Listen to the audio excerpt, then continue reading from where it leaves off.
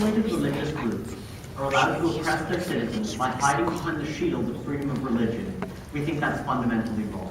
Our extension is going to be the idea of what actually happens to these societies when people leave, how this encourages accountability, how this encourages transparency within these sorts of groups, and how this removes all incentives to actually be oppressive or to be harmful to your citizens. Before we get into this, let's hear some opposition. What did we hear out of opening government? Opening opposition, because the first thing they said is that the conditions in these places are often good, and they referenced the Amish. Well, first of all, we're not all Amish. We look at like the left before, where there isn't a lot of education in these societies. In fact, in documentaries done by news groups, students of these schools weren't actually even able to name the prime minister. But we think that there's actually like child abuse in the form of not educating these people. We think like the harms of not enacting this policy are so much worse that we think we just have a moral obligation to do so. But second of all, when they tell you that there are existing support groups, we repeat the response here because they didn't develop their argument any further. The idea that it's not their job, it's the obligation of the religious minority to pay this compensation to the people that they have so actively disadvantaged. Third, when they tell you that we're going to suddenly be punishing all of the groups in society, we think that's absolutely wrong. Because we think for the ones that aren't bad, for the ones that provide no incentive to leave, you're not just going to leave, you're just not going to leave, and there's going to be no necessary compensation that has to be paid. So we think that that's very simple, that there is an incentive to be pretty good to your people. But let's go back to our extension. Let's look at the idea of what actually happens to the society when people leave. We're going to be telling you that you get more accountability and you actually get more transparency. So first of all, why do people leave these societies? We think there are two reasons. First of all, we think it's because of oppression, and we think it's because they want a better life. We think in these instances, it's absolutely acceptable to put in this motion, because now when these people leave, they actually have a support mechanism that allows them to support themselves, and now that they know their religious society is being massively oppressive, they have every incentive to continue to spread the word to stop this oppression from happening in future, which will lead to things like police raids, which will lead to things like the government actively intervening to stop this sort of oppression. We think this actually brings to light otherwise illegal or otherwise immoral actions. We think that can be stopped by the government. We think that's actually a very good thing, because we stop this sort of extended oppression in these religious groups.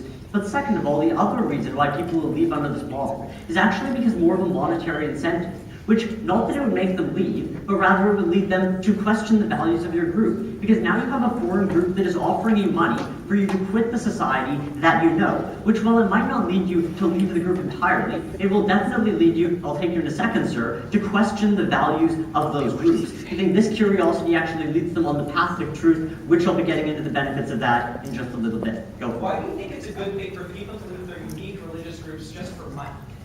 Because I think if they're being oppressed by those religious groups, they're probably happier in mainstream society. I think the answer to that one is relatively simple. So back to the idea of the monetary incentive. We're not monetarily incentivizing people necessarily to leave their society. That was a mischaracterization.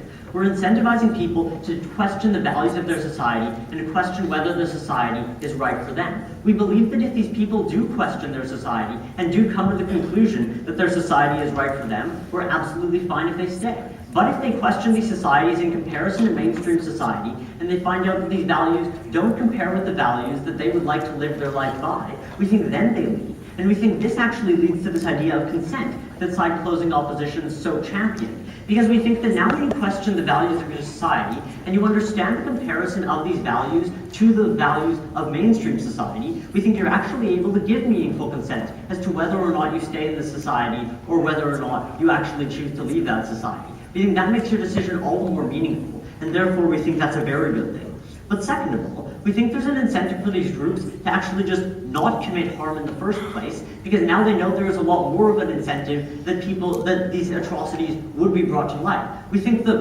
harm for the group is that if these harms are brought to light, they suddenly have absolutely not credibility, but suddenly they put their entire religious belief in their religious group in jeopardy because they are oppressing people. We think that's not something they want to do, so we think this actually leads to religious groups that actually treat their people better and actually do end up having a better society.